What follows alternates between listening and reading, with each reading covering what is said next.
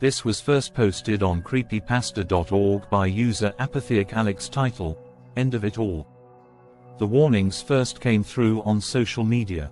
It was a fairly ordinary Sunday morning as I sat behind the intriguing screen of my computer. For some many hours I had been checking my feed on Facebook, when an article caught my eye. Now, I'm not some sucker who gets drawn to obviously fake messages spawned by trolls online, but hey, it was Sunday and I was bored.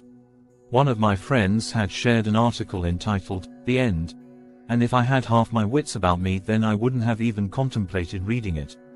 But I did, and that would soon become the most frightening mistake of my life. The article proceeded to explain how our world was coming to an end, and that the sun was going to devastate our planet. It urged everyone to seek shelter, although it would do no good. Of course, the comments were a mess of arguments and the occasional rant of someone who took the message way too seriously. Back then I paid no mind to the useless article, and had closed the tab almost as soon as I opened it. I can't recall the rest of that day, but I assume that it carried on as normal. The next day, however, was when things got slightly concerning. I'm not sure if it was all the talk about this message at school, but as soon as I got home, I decided to examine the website again. I had gotten to the bottom of the page when the number of viewership got my attention. Over 1 billion people had viewed the page-long article. I will admit that slightly freaked me out. I mean, 1 billion views. Was that even possible? And, the most prominent question, why was everyone so interested in it? That was when I noticed that the TV was blaring out an emergency message. On the screen was a video of a man behind a pedestal, clad in a very smart suit. I had missed the majority of the broadcast, but I do remember the last part. He said, "Supernova, in our galaxy, only days away. There is no force on Earth that can stop nature from running its course. The end is near, God help us all." I remember standing there, my voice caught in my throat, and not being able to comprehend with the news. What were they talking about? It was only after I had searched endlessly online that the facts were clear to me. The sun was due to explode, and it was going to bring Earth down with it. Everybody was talking about this. And I'm not talking about a few million, I'm talking a few billion. I remembered the article linked from Facebook, with its billions of views. And then, I could comprehend. And boy, I did not take it well.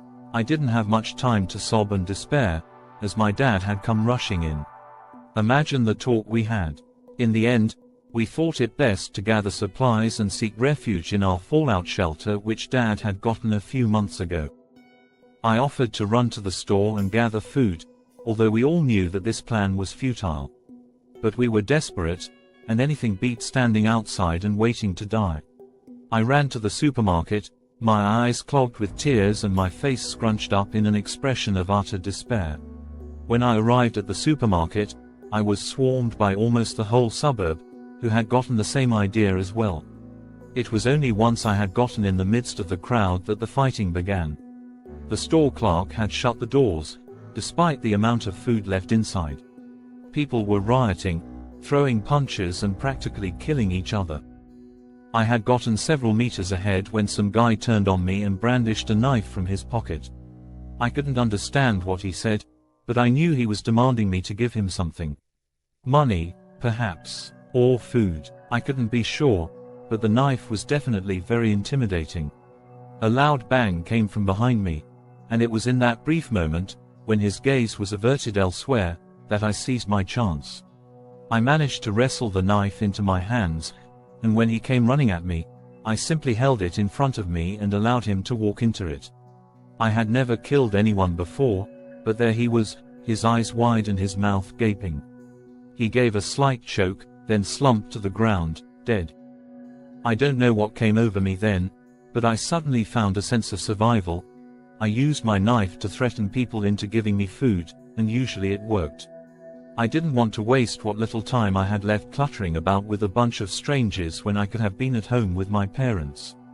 One woman, when I asked for the cans she had stowed away in her bag, screeched and came at me, her arms flailing wildly.